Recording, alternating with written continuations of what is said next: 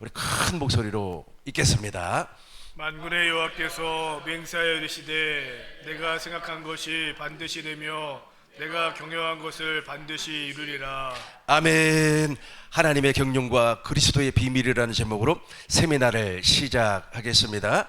만군의 여호와께서 맹세하여 이루시되 내가 생각한 것이 반드시 되며 내가 경영한 것을 반드시 이루리라. 이걸 하나님의 경륜이라 그렇게 말을 합니다. 하나님의 경륜이라고 하는 것은 하나님의 계획, 하나님께서 약속한 것은 반드시 이루신다는 뜻입니다. 하나님께서는 당신의 경륜을 이루기 위하여서 아들을 이 땅에 보내주었습니다. 그 아들을 그리스도로 기름을 부어 주었어요. 기름을 부었다고 하는 것은 구약 성경에서는 왕과 제사장과 선지자가 기름을 부음을 받고 하나님의 일을 하였다는 겁니다. 기름 부음을 받았다고 하는 것은 이제부터 하나님의 뜻을 이루는 사람이 되었다는 거예요. 그러니까 예수님께서 그리스도가 되었다고 하는 것은 기름 부음을 받아서 하나님의 경륜을 이루는 사람이라는 뜻입니다. 다시 말해서 하나님의 경륜은 이 땅에 교회를 세우는 일인데 예수님은 그리스도가 되어서 하나님의 교회를 세우는 일을 하시는 분이다. 이렇게 정의할 수가 있습니다. 그래서 내가 교회가 되어버려요. 교회의 머리는 그리스도고 나는 그리스도의 몸이 되었다라고 하는 것은 하나님의 경륜이 이루어졌기 때문에 그 머리 되신 주님께서 내 영 안에 중보자로 와 계신다는 뜻입니다. 그래서 중보자께서 말씀을 하시고 중보자께서 명령을 하시면 그 명령을 내가 준행하기만 하면 돼요. 아멘, 아멘, 아멘, 할렐루야 하고 그 준행한단 말이에요. 이 준행한다고 하는 것은 내가 하는 것이 아니에요. 내 안에 계신 그리스도께서 말씀하시니까 그 말씀에 따라서 내가 순종을 했어요. 그 말씀에 따라서 내가 그리스도의 마음을 나타냈어요. 사람을 긍휼히 여겼어요. 사람을 불쌍히 여겼습니다. 그런데 우리 하나님께서는 그 일을 통하여서 당신의 뜻을 이루어 주시더라는 겁니다. 내가 그리스도의 마음을 나타내니까 그 마음이 풍성해지고 그 마음 안에 세상이 감당할 수 없는 은혜와 평강을 허락해 주시더라는 겁니다. 요한복음 14장 26절 보겠습니다. 보혜사 곧 진리의 성령이 와요.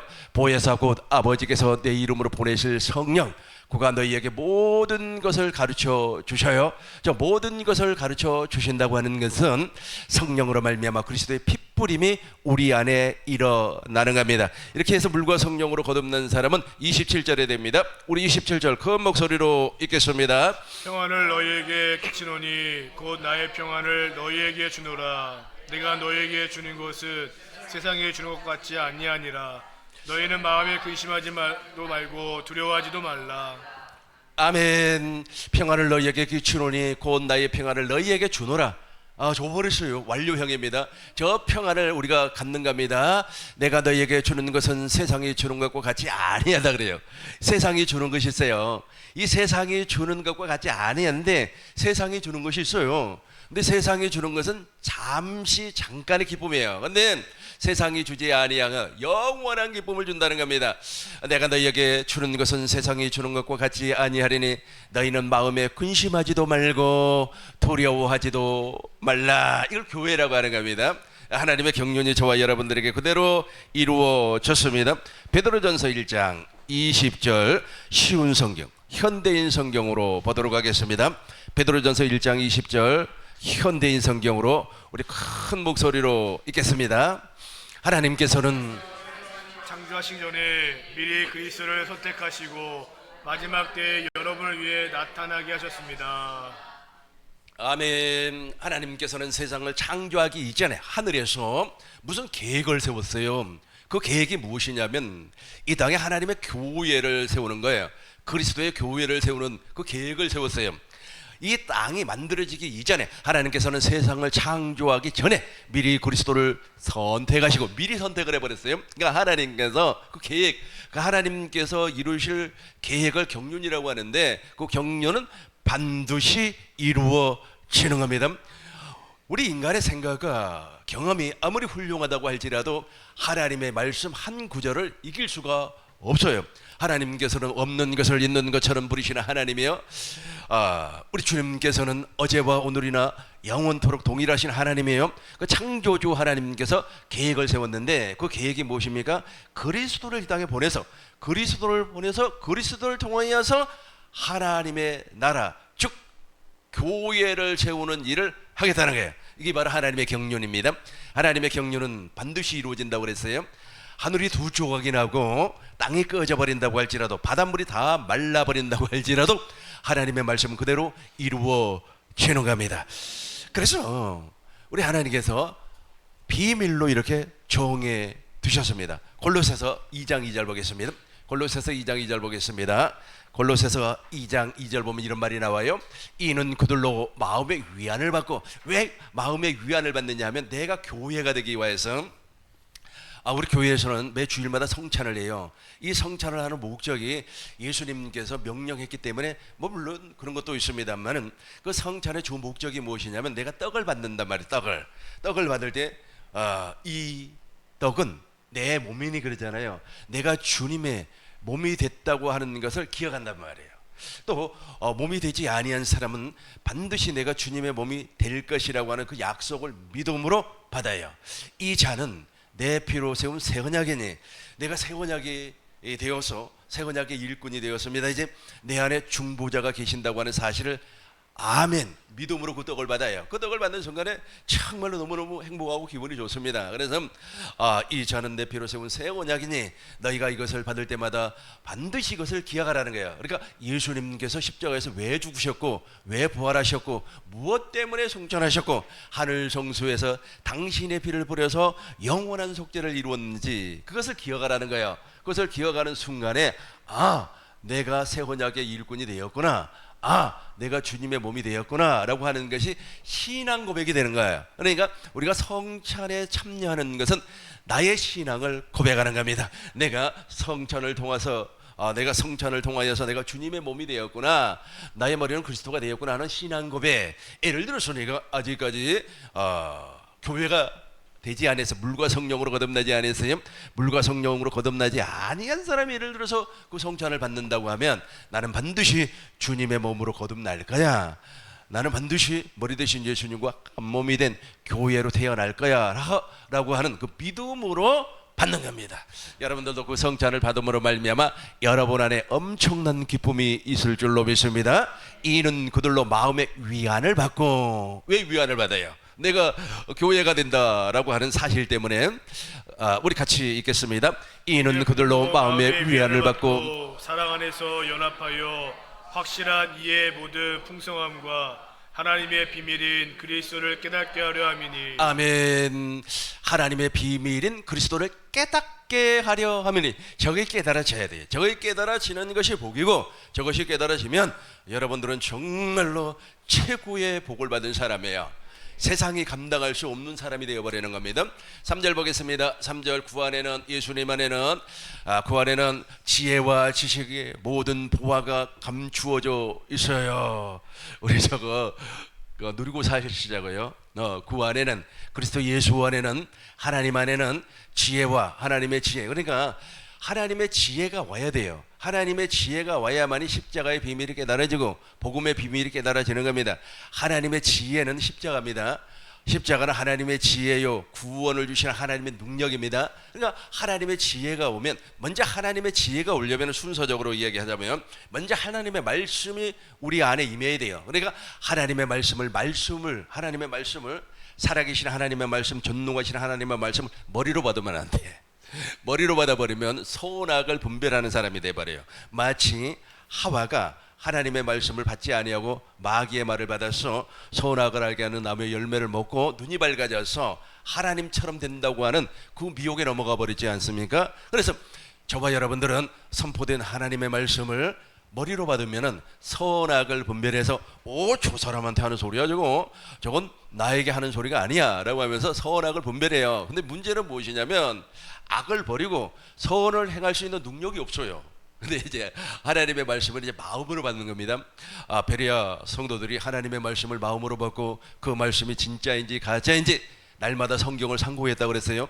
저와 여러분들에게 하나님의 말씀이 마음에 임하면 그때부터 하나님의 지혜가 생겨요. 그러니까 하나님의 지혜로 무엇을 보는 겁니까? 십자가를 보는 거예요. 십자가를 보면 와, 세상에 하나님께서 세상을 이처럼 사랑하사, 그러니까 예수님이 십자가에서 죽으신 이유를 알게 된단 말이에요. 그러니까 십자가는 하나님 사랑의 최고의 절정입니다. 여러분, 하나님을 사랑하지 아니하면 저주를 받는 사람이에요. 그러나 하나님을 사랑하면은, 그러니까 십자가를 통하여서 하나님을 사랑하는 겁니다. 십자가의 길을 가지 아니하고 십자가를 통하여서, 그 십자가의 길이 좁은 길입니다. 너희가 좁은 길로 들어가면 반드시 좁은 문 안으로 들어가요. 좁은 문 안이 예수 그리스도 아니란 말이에요. 그러니까 예수님의 십자가를 보니까 하나님의 지혜와 하나님의 능력으로 십자가를 보았어요. 보니까 이 세상 지혜와 세상 지식으로는 그 십자가의 비밀을 알 수가 없다 그랬어요. 그래서 세상에 예수님께서 십자가에서 첫 것을 폐해버렸구나, 둘째 것을 세워주셨구나, 내 안에 둘째 것을 이루기 위해서 예수님이 십자가에서 죽으셨구나, 내가 사망 권세 아래 있단 말이에요. 나는 죽으면 영원히 지옥에 갈 수밖에 없어요. 그런데 사망 권세, 즉 사망 권세를 깨뜨렸다고 하는 것은 우리가 마귀로 말미암아 계약서를 하나 써놨어요. 계약서. 그래서 그 계약서가 무엇이냐면 노예 계약서예요. 나는 마귀의 종의 계약서가 있어요. 그 종의 계약서를 예수님께서 십자가에서 찢어버렸어요. 그리고 예수님께서 제3일 만에 부활하심으로 말미암아 조상들에게 약속한 아브라함과 이삭과 야곱의 언약을 나에게 이루어준다고 하는 사실이 막 깨달아지는 거예요. 하나님의 지혜로 말미암아 십자가가 깨달아져요. 그 십자가가 깨달아지면 지금까지 내가 흘렸던 눈물과 전혀 다른 눈물이 나와요. 그러니까 내가 말이야 세상에서 억울한 일 당할 때 눈물 나오지 않습니까? 그리고 또 세상에서 좋은 일 있을 때, 좋은 물 너무 좋아도 기뻐도 눈물이 나더라고요. 그런데 이런 눈물과 차원이 다른 눈물이 막 뚝뚝뚝뚝 쏟아져요. 나는 정말로 억울한 일을 많이 당한 적은 없습니다만 누가 나를 이단이라고 할 때 한번 정말 억울하더라고요. 와, 너무 억울해요. 내가 초창기 때 천국 복음, 하나님의 나라의 복음을 증거를 할 때 이해를 못했나 봐요. 그 사람이 이해가 안 됐나 봐요. 그리고 또 그 사람은 큰 대형 교회에 부목으로 있었던 사람이에요. 공부도 많이 한 사람이더라고요. 근데 나를 그렇게 몰아가는데 너무 억울해요. 그래서 다리 밑에 앉아가지고 흘러가는 물을 바라보니까 물이 막 절절절절절 흘러가는데 다리 밑에 앉아가지고 꼭 오늘날처럼 이런 날이에요. 너무 더우니까 다리 밑에 앉아가지고 이제 흘러가는 시냇물을 딱 바라보고 있는데 눈물이 하염없이 줄줄줄줄줄줄 쏟아지는 거예요. 눈물이 막 쏟아져요. 근데 그 눈물과 그 다음에 십자가에 달리신 주님을 보므로 말미암아 하나님의 사랑이 막 밀려 들어올 때의 눈물과는 또 달라요. 그때의 눈물은 무슨 눈물일까요? 그때의 눈물은 감사의 눈물이에요. 억울한 것이 아니고 너무 감사하고, 야, 이제 내가 하나님의 생명 안으로 들어간 사람이구나 하면서 그 안에 지혜와 지식과 모든 보아. 그래서 그리스도는 하나님의 비밀이에요. 그러니까 하나님의 비밀인 그리스도가 우리 안에 오시려면 반드시 이 과정을 넘어가야만 되는 겁니다. 첫 번째는 하나님께서 우리를 복음으로 불러줘요. 율법으로 물론 신앙생활을 하는 사람도 있습니다. 그럼에도 불구하고 복음으로 부름을 받아야, 저도 복음으로 부름을 받았어요. 복음으로 부름을 받는 순간에 이제 복음이 깨달아지는 거예요. 이 복음이 깨달아진다고 하는 것은 새 언약의 핏부림이 있었다는 겁니다. 베드로전서 1장 2절 봐요. 베전 1장 2절 보겠습니다. 하나님 아버지의 미리 아심을, 우리 같이 읽겠습니다. 하나님 아버지의 미리 아심을 따라 성령이 거룩하게 하심으로 순종하고 예수 그리스도의 핏부림을 얻기 위하여 택하심을 받은 자들에게 편지하노니 은혜와 평강이 너희에게 더욱 많을지어다. 아멘. 하나님 아버지의 미리 하심을 따라 성령으로 말미암아 핏부림이 와야 돼요. 핏부림이라고 하는 것은 예수님께서 십자가에서 달리신 그 피를 우리한테 뿌려준다는 말이 아니고, 이미 예수님께서는 승천하시고 히브리서 9장 11절을 보니까 하늘 성소에 가서 완전한 속죄를 이루었어요. 염소와 송아지 피로 하지 아니하고 당신의 피를 통하여서 영원한 속죄를 이루어 버렸습니다. 그래서 저와 여러분들은 이제 그 영원한 속죄가 성령으로 말미암아 죽은 양심에 뿌려지기만 하면 돼요. 다시 한번 더 보겠습니다. 히브리서 9장 11절 보겠습니다. 히브리서 9장 11절 보면 이런 말이 나와요. 그리스도께서는 장래의 좋은 일의 대제사장으로 오사 손으로 짓지 아니한 것 곧 이 창조에 속하지 아니한 더 크고 온전한 장막 하늘 성소로 들어갔어요. 12절 보겠습니다. 12절 염소와 송아지 피가 아닙니다. 오직 자기의 피로 영원한 속죄를 이루사 단번에 성소에 들어가셨느니라. 13절 보겠습니다. 염소, 우리 같이 읽겠어요. 염소와 황소의 피와 및 암송아지의 죄를 부정한 자에게 뿌려 그 육체를 정결하게 하여 거룩하게 하거든. 14절입니다. 14절 하물며 영원하신 성령으로 말미암아 흠없는 자기를 하나님께 드린 그리스도의 피가 어찌 너의 양심을 죽은 행실에서 깨끗하게 하고 살아계신 하나님을 섬기게 하지 못하겠느냐. 아멘. 어찌 너희 양심이 죽어버렸어요. 양심이 언제 죽어버렸습니까? 선악을 알게 하는 나무의 열매를 먹는 순간에 이미 죽어버렸어요. 그래서 영이 죽었다고 하는 것은 영이 기능을 하지 못한다는 뜻입니다. 그 영은 하나님을 찬미하고 하나님을 알아야 된단 말이에요. 근데 하나님을 알지도 못해요. 하나님을 사랑하지도 못합니다. 제일 중요한 것이 하나님을 사랑해야 돼요. 하나님을 사랑하면 이 모든 것을 다 우리 주님께서 주는 겁니다. 근데 하나님을 사랑하지 못한다고 하는 것은 하나님의 사랑을 보지 못했다는 뜻이에요. 십자가에 달신 주님을 통하여서 하나님의 사랑을 보면 그 사랑이 막 밀려 들어온다니까요. 밀려 들어오면 감당이 안 돼요. 감당이 안 돼가지고 우리 집사람이 날 보고 당신은 완전히 바뀌어 버렸네 그래요. 그 전에 요즘에는 이제 가끔씩 이제 본능이 좀 나올 수도 있어요. 근데 그 전에는 진짜 아주 그냥 와 하나님의 사랑이 밀려 들어오는데 완전 사람이 아니에요. 완전히 그래가지고 아주 옛날에 척을 지었던 사람이 있었어요. 그 사람에게 전화해가지고 한번 만나자. 그래서 내가 오리 백숙도 사주고 그랬습니다. 미안하다고 사과도 하면서. 근데 그게 가능해요. 가능합니다. 근데 그게 불가능할 일이 아니잖아요. 근데 안 돼, 실상 안 됩니다. 특별히 있지 않습니까? 가족 관계에서는 다 안 돼요. 우리 형님이 있었어요. 그래서 내가 우리 형님한테 거짓말을 한번 한 적이 있어요. 그러니까 우리 형님이 약간 손해를 본 것 같아요. 그래서 내가 그때 당시에 우리 형한테도 전화를 해서 미안하다고 사과를 했어요. 사과를 하니까 우리 형은 그걸 다 잊어버리고 모른다고 하더라고. 기억이 안 난다고. 근데 나는 이 양심에 딱 박혀 있거든요. 양심에 너희 죽은 양심이라니까 양심에 박혀 있어요. 그래서 그 핏부림이 막 온단 말이에요. 핏부림이 왔다고 하는 것은 성령으로 말미암아 복음이 깨달아졌다는 거예요. 복음이 깨달아졌다고 하는 것은 예수님이 십자가에서 왜 죽으셨지? 왜 부활하셨지? 왜 승천하셨지? 그리고 새 언약의 중보자로 왜 오셨지가 깨달아진다니까. 이게 깨달아지면은 우리의 그 성령으로 말미암아 우리 안에 핏부림이 일어나기 때문에 이 죽은 양심이 이게 제거가 돼요. 이걸 옛사람이라 그렇게 얘기를 하는 겁니다. 옛사람이 완전히 제거가 되어버리고 하나님의 생명으로 거듭나는 겁니다. 이게 바로 15절에 보면 나와요. 15절에 보고 같이 읽겠습니다. 이로 말미암아 그는 새 언약의 중보자시니 이는 첫 언약 때에 범한 죄에서 속량하려고 죽으사 부르심을 입은 자로 하여금 영원한 기업의 약속을 얻게 하려 하심이라. 아멘. 이로 말미암아 그는 새 언약의 중보자이십니다. 이는 첫 언약 때 범한, 그러니까 첫 번째 언약은 모세율법이라고 하는데 모세율법으로는 도무지 죄가 사함받지 못해요. 그러니까 모세율법을 잘 표현하는 것이 바로 로마서 7장이에요. 로마서 7장을 보면은 사도 바울이 말이야 내 안에 한 법이 있어요. 한 법. 그 한 법이 이 생각의 법을 이기지를 못해요. 그러니까 생각으로는 내 마음으로는 하나님을 사랑하고 싶어요. 하나님 앞에 충성하고 싶어요. 오늘도 기도 많이 하고 싶어요. 오늘은 죄 안 짓고 싶어요. 오늘은 여자 보면 정말 눈을 감고 싶어요. 왜냐면 음력에 빠지지 않기 위하여서.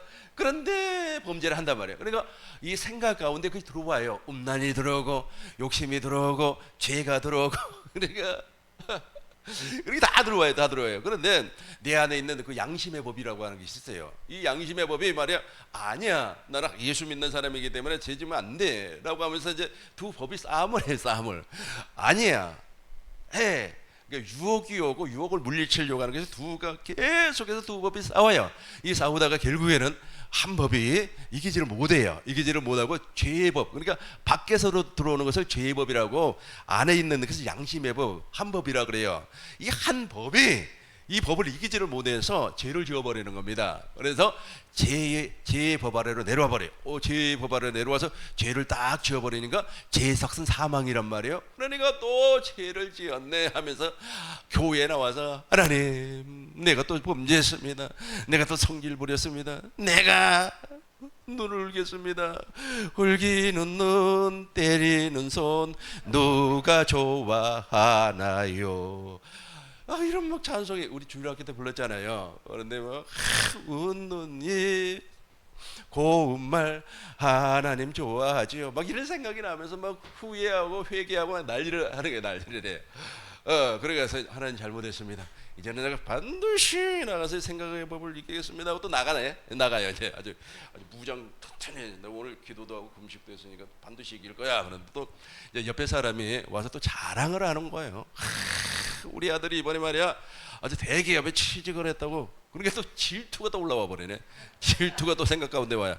질투가 올라오니까 또 마음에 있는 마음의 법이, 한 법이, 야, 시기와 질투는 죄라, 그거 하면 안 돼 라고 하면서 또 둘이 또 싸우다가 또 죄 아래로 내려와 가지고 또 죄를 지어버려요.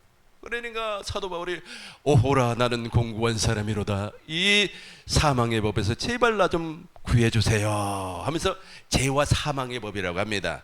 그 죄와 사망의 법에서 빠져나오는 사람이 없어요. 그럼 옛날에는 있었냐? 옛날에도 없었어요. 오직이잖아요. 오직 이 복음을 믿음으로 말미암아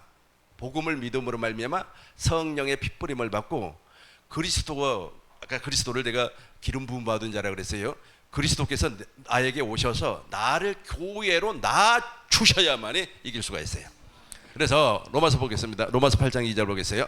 로마서 8장 1절입니다. 로마서 8장 1절. 이는 그리스도 예수 안에 있는 생명의 성령의 법이 죄와 사망의 법에서 너를 해방받지 아니하면 안 돼요. 로마서 8장 4절 보겠어요. 4절 우리 같이 읽겠습니다. 육신을 따르지 않고 그 영을 따라 행하는 우리에게 율법의 요구가 이루어지게 하려 하십니다. 아멘. 율법의 요구가 이루어지는 거예요. 그렇고 나서 이제 내가 거듭나는 겁니다. 로마서 10장 4절 보겠습니다. 로마서 10장 4절 봐요. 로마서 10장 4절 보면 이런 말이 나와요. 그리스도는, 같이 읽어요. 그리스도는 모든 믿는 자에게 의를 이루기 위하여 율법의 마침이 되십니다. 아멘. 저 정죄의 법 아래서 이제 해방이 됐다는 거예요. 정죄의 법. 그러니까 그리스도의 핏부림이 있어야만이 그 죽은 양심이, 죽은 옛사람이 제거가 된다니까. 저거 그래서 핏부림이라고 하는 것은 뭐 피를 이렇게 뿌린다는 뜻이 아니고 성령 하나님께서 이제 가르쳐 주는 겁니다. 먼저 성령 하나님이 오시면 나를 진리 안으로 이끌림을 받게 해요. 진리가 기록된 성경입니다. 성경 안으로 이끌림을 받게 해서 구약의 하나님을 알게 해요. 구약의 하나님은 영이에요. 영, 피가 없어요. 근데 구약의 하나님께서 하나님의 복음을 증거를 했어요. 그 하나님의 복음이 무엇이냐면 아브라함에게 이렇게 약속을 합니다. 너 지금까지 말이야 사람 말 듣고 살았지. 아브라함이 99세가 되었어요. 그리고 이스마엘이 13살이 되었습니다. 지금까지 하나님 말씀 듣지 아니하고 사람 말 들어가지고 누구를 낳아버렸어요? 이스마엘을 낳았어요. 그래서 하나님께서 아브라함에게 약속을 합니다. 너 할례를 좀 받아야 되겠다. 이 할례 언약은 영원한 언약이에요. 영원한 언약. 그러니까 한 번 진행되고 끝나는 것이 아니라 지금도 성령께서 그 언약을 이루어주고 계세요. 그걸 핏부림이라고 그럽니다. 그래서 우리 안에서요 역사하고 있는 옛사람을 제거해버린단 말이에요. 그러니까 아브라함이 할례를 받기 이전에는 하나님의 약속이 믿어지지가 않았어요. 그래서 창세기 17장 10절에서 아이고 하나님의 약속이 어떻게 믿어집니까? 내가 100세가 되는데 어떻게 아이를 낳아요? 그때는 이제 99세란 말이에요. 우리 부인은 89세인데 어떻게 아이를 낳을 수가 있겠습니까? 저 이스마엘 우리 아들이나 잘 되게 해주세요. 뭐 이렇게 완전 인간적인 생각이에요. 인간적인 생각. 근데 할례를 받고 나서요. 할례를 받고 나서 99세가 되었어요. 그러고 나서 이제 하나님의 약속이 막 믿어지는 거예요. 와, 소돔과 고모라 사건을 보니까 하나님은 말씀하시면 그대로 이루신단 말이에요. 하나님 말씀하시면 그대로 이루시는 여호와 하나님이라고 하는 것이 막 믿어지는 거예요. 그래도 그런 믿음이 와요. 믿음이 오니까 하나님은 없는 것도 있는 것처럼 부리시는 하나님. 100세가 되어버렸어요. 남자의 생식기가 다 망가져버렸어요. 망가졌다기보다도 기능을 상실해버렸어요. 기능이 막, 남자는 50세가 딱 넘어가면 기능이 급격하게 저하가 됩니다. 여자는 잘 모르겠어요. 아무튼 남자의 생식기가 다 기능을 소진해버렸어요. 그럼에도 불구하고 하나님의 약속이 믿어지는 겁니다. 부인이 90세예요. 할머니가 어떻게 아이를 낳지? 경수가 끝나버렸어요. 경수가 끝난 사람이 어떻게 임신을 할 수가 있을까? 그런데 그게 믿어진단 말이야. 그 믿음이 확 와요. 없는 것을 있는 것처럼 부리시는 하나님, 그것이 믿어져요. 그 믿음으로 말미암아 태어난 사람이 바로 이삭입니다. 그리고 완전한 자의 삶, 즉 이제는 하나님 말씀만 먹고 사는 사람, 사람 말 듣고 사는 사람 아니고 하나님의 말씀만 먹고 사는 사람. 그리고 세 번째는 내 씨로 말미암아 그리스도가 온다고 하는 사실이 믿어졌어요. 그 그리스도가 이제 우리 안에 오셔서 나를 교회로 낳아주는 겁니다. 이게 바로 하나님의 약속이에요. 이걸 하나님의 복음이라 그래요. 그리고 이 사건은 영원한 언약. 그리고 야곱, 이스라엘과는, 이스라엘이라고 하는 것은 이긴 자, 괴로워서 이겼다라는 말이에요. 그러니까 그 이스라엘과는 이제 둘째 것, 즉 너 자손의 마음에 할례를 베푼다. 그리고 하나님을 사랑하게 한다. 이 하나님을 사랑하는 것이 최고야. 그러니까 내가 아까 설명했잖아요. 십자가에서 하나님의 사랑을 발견했다고. 그 하나님의 사랑을 발견하는 순간 하나님의 사랑이 막 밀려 들어오니까 그 사랑으로 말미암아 옛사람이 빠져나간다니까. 이 컵이 있어요. 이 컵에 불순물이 있습니다. 그 불순물이 예를 들어서 종이 조각이라고 해요. 종이 조각. 종이 조각을 손대지 아니하고 밖으로 내보낼 수 있는 방법이 있죠. 물을 계속해서 부으면 넘쳐나니까 종이 조각은 밖으로 나가죠. 손 안 댔어요. 똑같아요. 하나님의 사랑이 우리 마음에 막 부어진단 말이에요. 감당하지를 못해요. 아주 그냥 이 하나님의 사랑은 아주 불가항력입니다. 하나님의 사랑을 거절할 수가 없어요. 막 밀려 들어오니까. 그러니까 그 하나님의 사랑이 밀려 들어오니까 내 속에 있는 옛사람이 자동적으로 제거가 되더라는 거예요. 빠져나가더라는 거예요.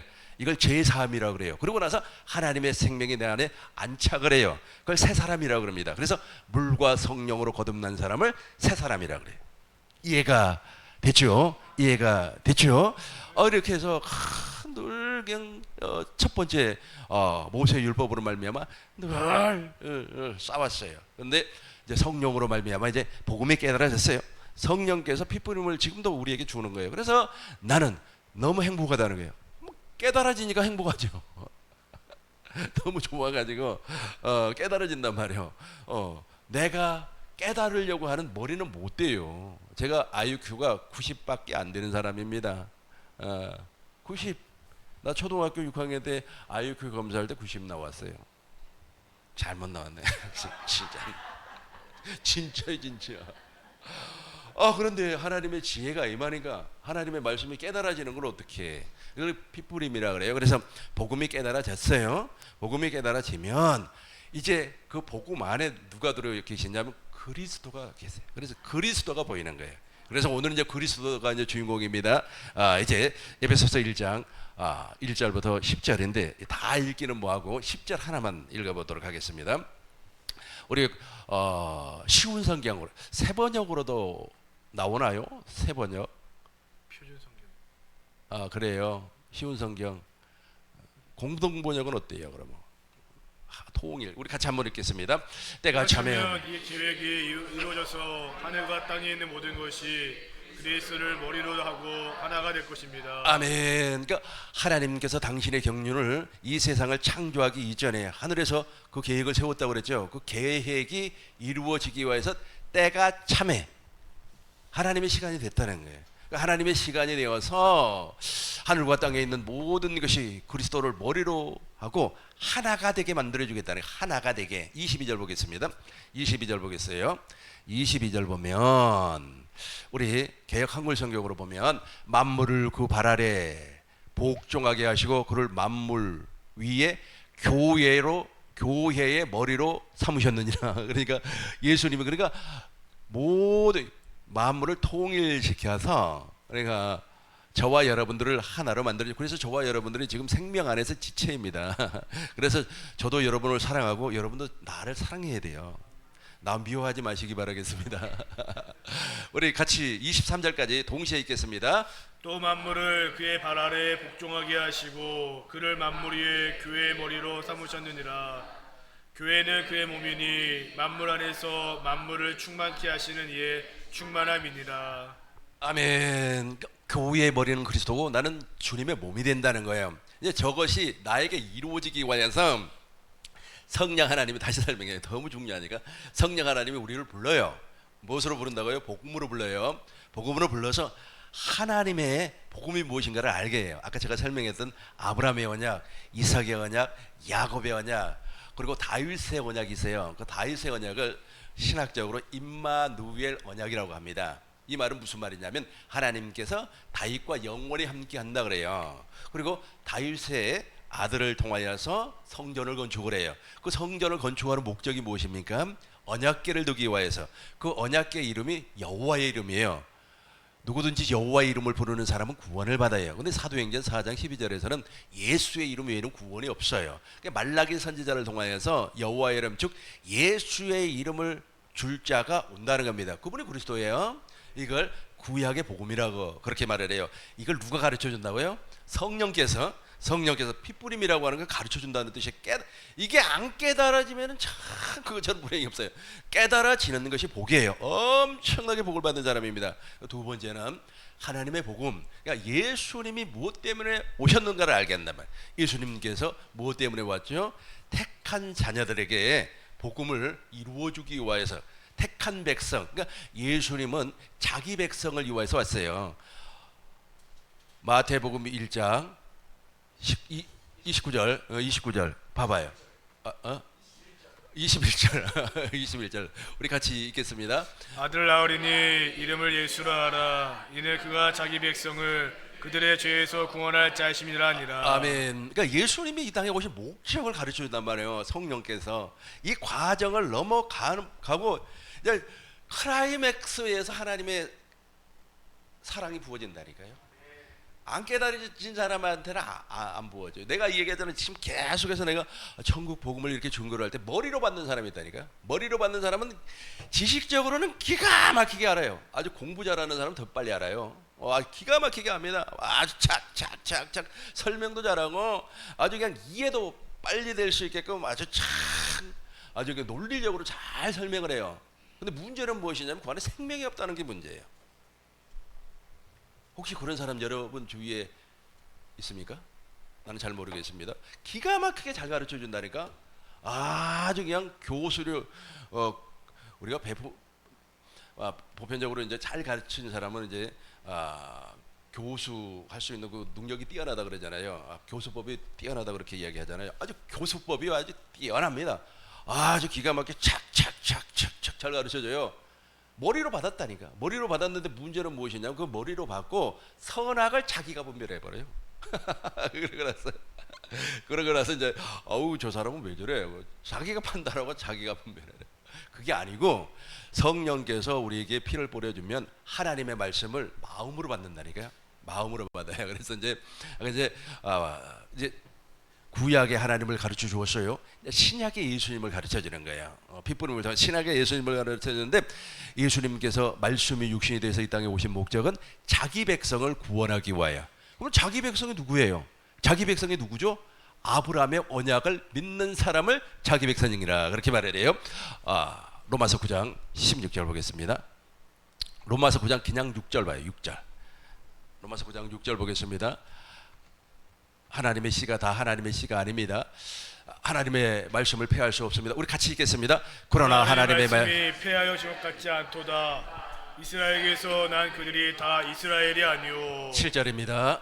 또한 아브라함의 씨가 다 그의 자녀가 아니라 오직 이삭으로부터 난 자라야 내 씨라 불리리라 하셨으니. 아브라함의 씨가 다 아브라함의 씨가 아니에요. 저 아브라함의 씨, 즉 이삭과 같은 믿음으로 태어난 사람만 아브라함의 씨예요. 그 사람을 자기 백성이라고 그래요.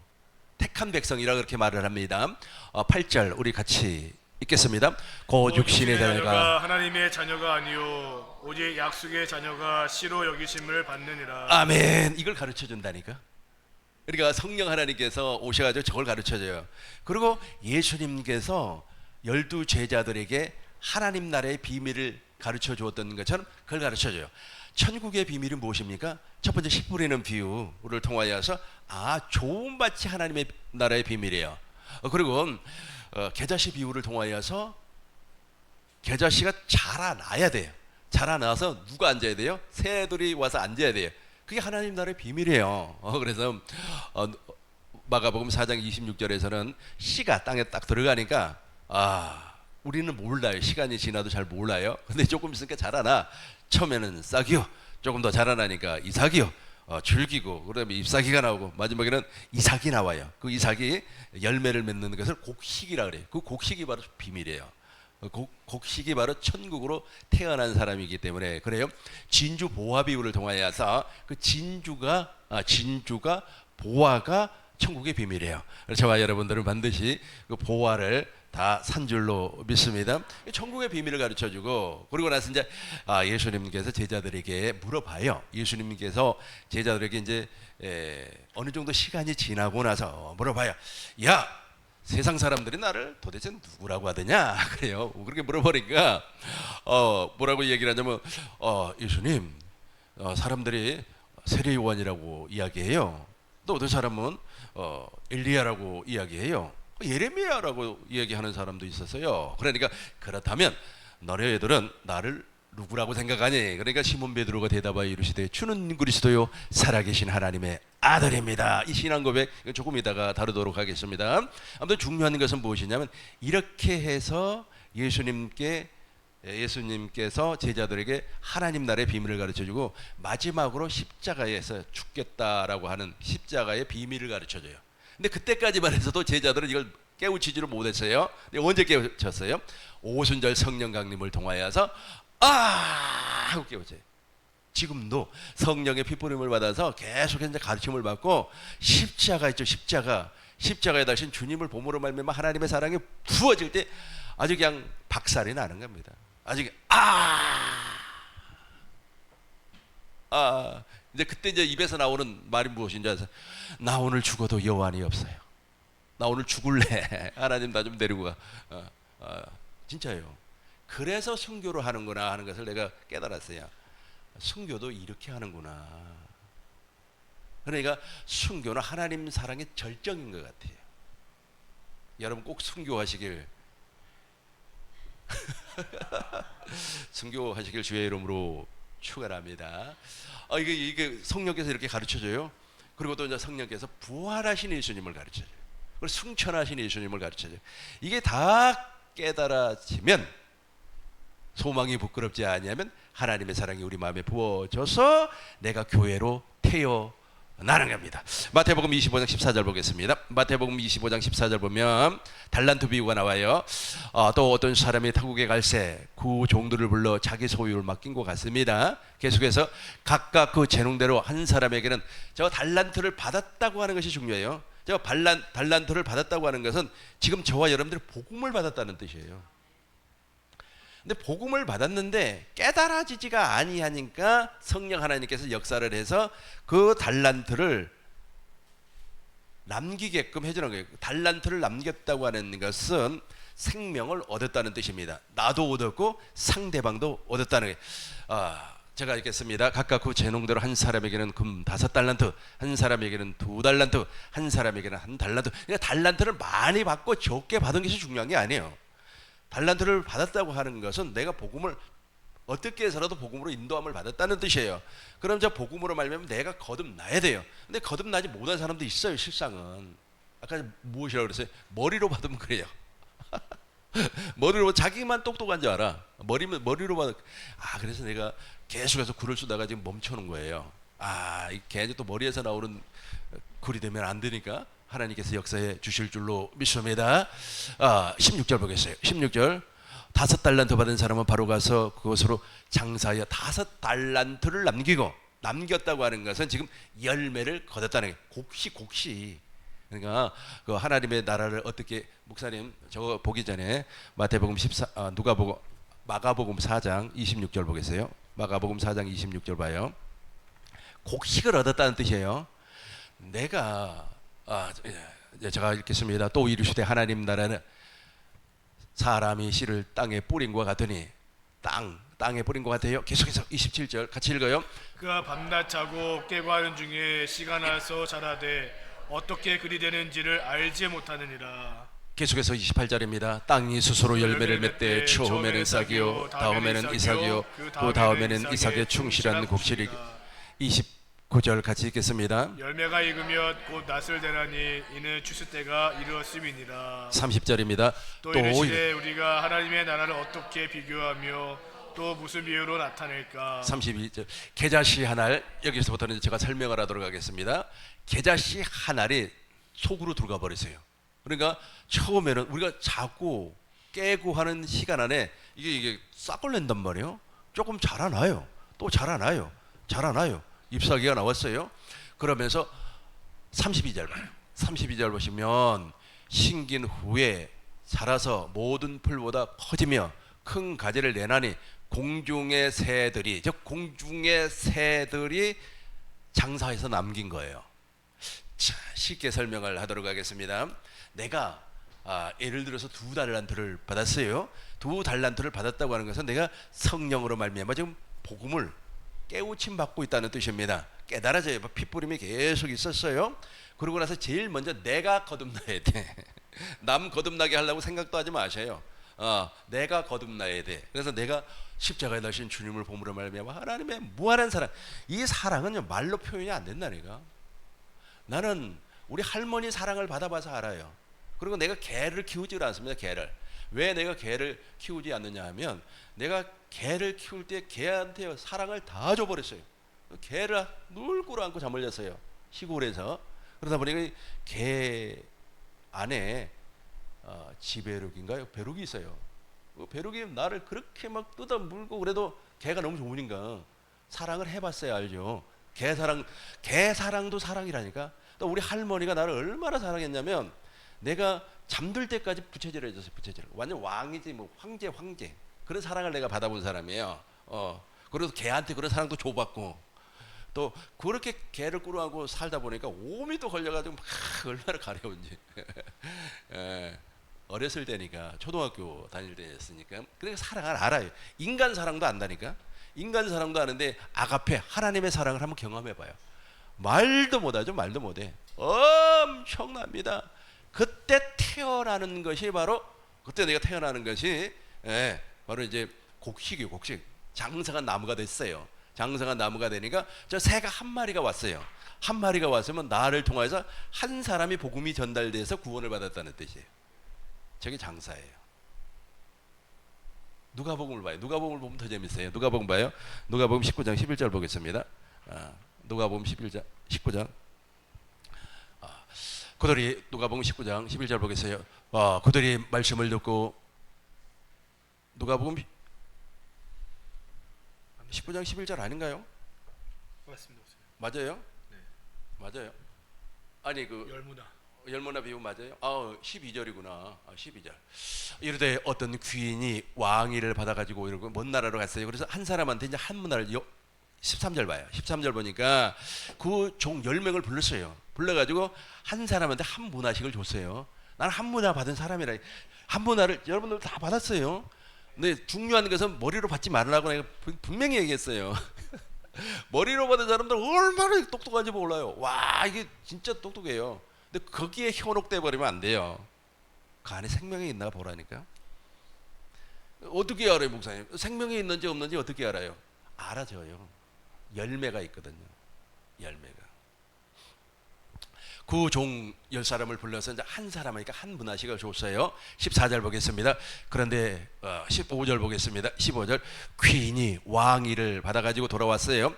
오나를 준 종들에게 각각 어떻게 장사했는지를 알고자 하여 그들을 부르니 16절은 같이 읽겠습니다. 그 첫째가 나와 이르되 주인이여 당신의 한 문화로 10문화를 남겼나이다. 10문화를 남겼어요. 내가 천국의 비밀은 좋은 밭이라고 그랬어요. 착하고 좋은 마음이라니까. 이 마음은 못 가져요, 인간이. 예, 주님께서 주셔야 돼. 그 주님께서 주시는 그 마음으로 내가 거듭났어요. 그러고 나서 그 마음으로 이제 복음을 준 거라 그랬어요. 복음이 복음을 낳는 겁니다. 개가 무엇을 낳아요? 개가 강아지를 낳지. 소가 무엇을 낳아요? 송아지를 낳지. 말이 무엇을 낳아요? 망아지를 낳죠. 망나니가 무엇을 낳아요? 그렇죠. 망나니가 망나니를 낳죠. 복음이 복음을 낳는다니까. 아이고 목사님 성경에도 없는 소리 하지 마세요. 아니 있어요. 고린도전서 4장 15절 보면은 내가 너희를 복음으로 낳았느니라 그래요. 복음으로 복음을 낳는 겁니다.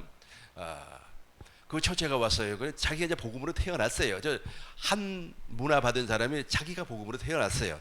태어나고 나서 이제 자기가 받은 그 복음을 성령으로 말미암아 이제 가르치는 거예요. 성령으로 가르쳐야 돼. 머리로 가르치면 안 되는 겁니다. 머리로 가르치면 그 머리로 배운 사람이 나와요. 머리로 공부한 사람은 머리로 배운 사람이 나와요.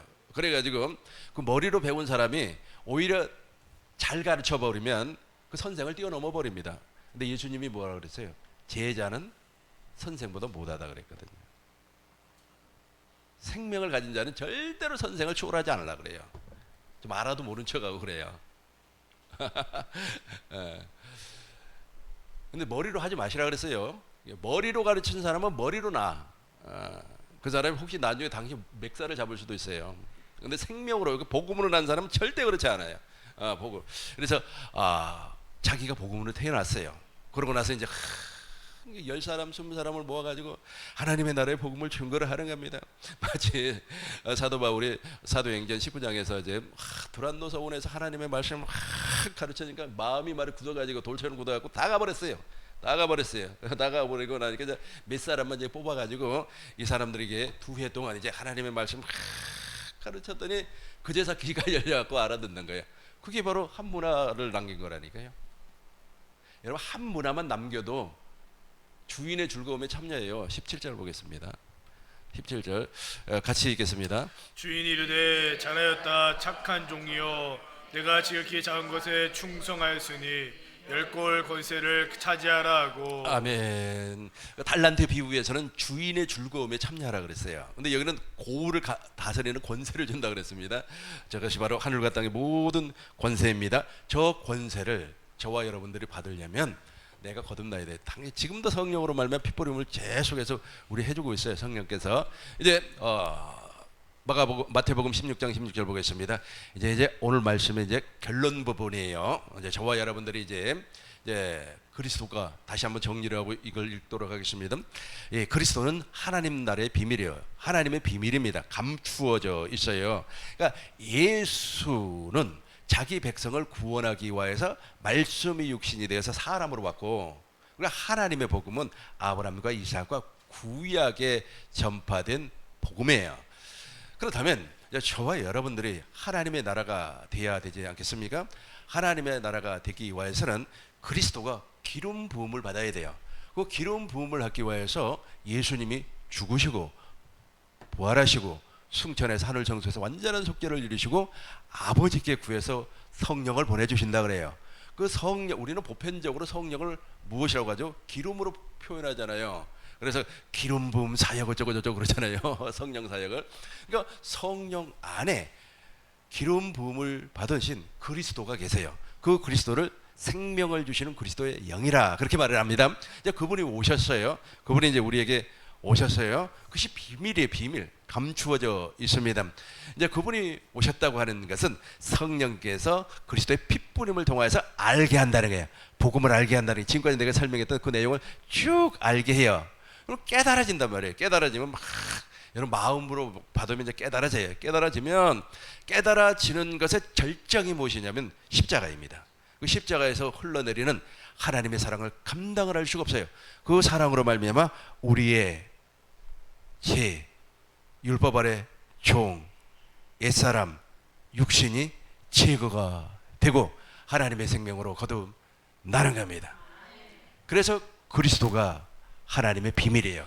이제 근데 이렇게 이야기를 합니다. 베드로가 우리 같이 읽겠습니다. 시몬 베드로가 가로되 주는 그리스도시요 살아계신 하나님의 아들이시니이다.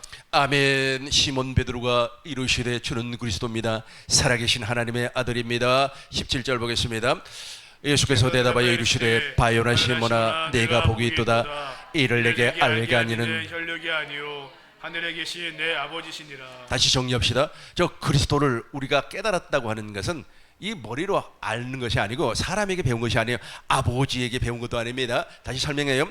구약의 하나님은 오실 메시아, 언약의 하나님, 신약에 오신 메시아, 신약에 오신 메시아는 자기 백성을, 자기 자녀를 구원하기 위해서 이 땅에 오셨어요. 그분이 제자들을 다 부르시고 하나님 나라의 비밀을 다 가르쳐 주었어요. 근데 그리스도는 비밀이기 때문에 그때까지는 몰랐어요.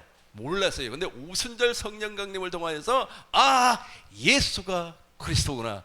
예수 그리스도 이렇게 되는 겁니다. 그러니까 그리스도가 이제 이 땅에 오셔서 우리를 당신의 생명으로 거듭나 주는 겁니다. 그래서 교회의 머리를 그리스도라 그래요. 그러니까 교회의 머리를 예수라고 이렇게 이야기도 할 수 있잖아요. 뭐 그 틀린 말은 아닙니다만은 근데 왜 하필이면 그리스도라 그래요?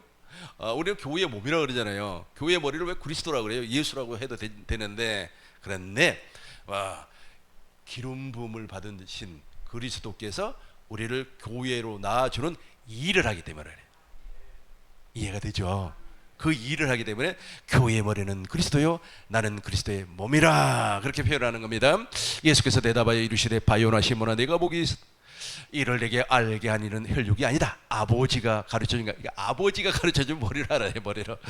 그러나 하늘에 계신 네 아버지께서 가르쳐 주었다. 계속해서 18절입니다. 같이 읽겠습니다.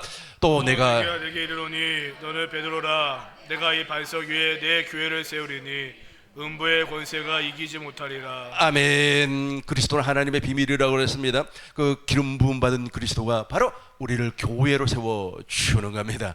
또 내가 내게 이르노니 너는 베드로라. 내가 이 반석 위에 내 교회를, 누구 교회? 예수님의 교회. 그래서 우리는 그리스도의 몸이 되고 우리 주님은 지금도 당신의 일을 하고 싶어가지고 여러분들을 불러 주었어요. 우리가 주님의 몸이 되면 주님이 주시는 생각과 마음으로 모든 일을 할 수가 있습니다. 계속해서 보겠습니다. 19절입니다. 내가 천국의 것을 내게 주니리. 내가 땅에서 무엇인지 매면 하늘에서도 매일 것이요 내가 땅에서 무엇이든지 풀면 하늘에서도 풀리리라 하시고. 아멘. 내가 천국의 열쇠를 내게 주리니 내가 땅에서 무엇이든지 매면 내가 천국의 열쇠가 바로 예수의 이름이에요. 저 예수의 이름을 우리에게 준다. 그리스도의 마음을 준다는 겁니다. 그 마음으로 땅에서 무엇이든지 매면 하늘에서도 매일 것이요 내가 땅에서 무엇이든지 풀면 용서가 된단 말이야. 다시 설명해 봅시다. 그 용서가 안 돼요. 참 희한해요. 그게 어려워요. 너무 어려워요. 근데 아까 제가 말씀드린 것처럼 하나님의 사랑이 와야 돼요.